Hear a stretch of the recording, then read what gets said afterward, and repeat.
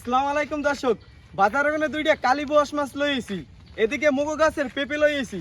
তাই তো মগো গাছের পেঁপে দিয়ে কালী বোয়াশ মাছ রানমু। তাইলান এখন পেঁপে আর মাছ আম্মুর ধরে দিয়ে কুটি টুটি আর রান্না বাড়া চড়াই দেবে এনে।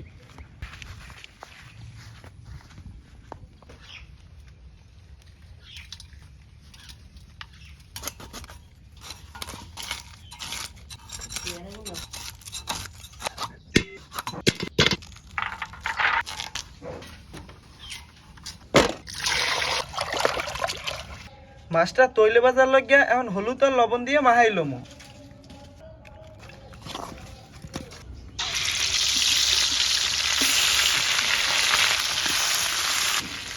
পেঁপে দিয়ে কালী বোয়াশ মাছ রান্দার লাগিয়া সর্বপ্রথম কড়াইয়ের মধ্যে তেল দিয়ে দেবো। রসুন বাটা, পেঁয়াজ বাটা, হলুদের গুঁড়ি, মরিচের গুঁড়ি, স্বাদ মতন লবণ, জিরের গুঁড়ি, মশলাটা কষানোর লাগিয়া এখন অল্প একটু মৌ দিয়ে দেবো। মশলাটা ভালো মতন কষানো হয়ে গেছে, এখন পেঁপেটা দিয়ে দেবো। পেঁপেটা ভালো মতন কষানো হয়ে গেছে, এখন হারা মৌ দিয়ে দেবো। মৌটা উতলে গেছে, এখন ভাজা মাছটা দিয়ে দেবো।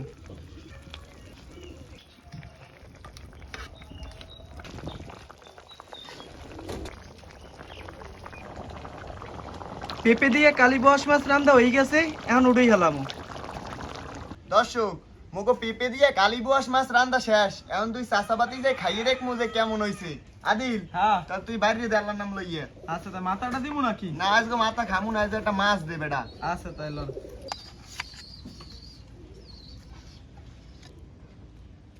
তখন বিসমিল্লাহ করে খাইয়ে দেয় যে কেমন হয়েছে।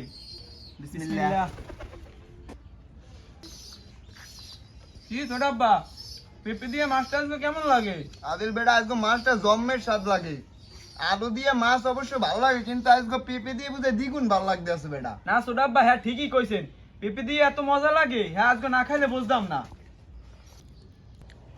দর্শক পেঁপে দিয়ে কালী বোয়াশ মাছটা এক্সের মজা লাগে। সবসময় আমরা তো মাছ আলু দিয়েই রান্ধেন, একবার এই পেঁপে দিয়েও রান্ধে দেখেন, এও কিন্তু খুব মজা লাগে। তো দর্শক আশা করি আজকে মুখে এই ভিডিওটা আম্মেকে হগলিকদের খুবই ভালো লাগছে। তো মুই আর মোর ভাইর পোলায় খাইতে তাই। সবাই ভালো থাকেন, সুস্থ থাকেন, আল্লাহ হাফেজ।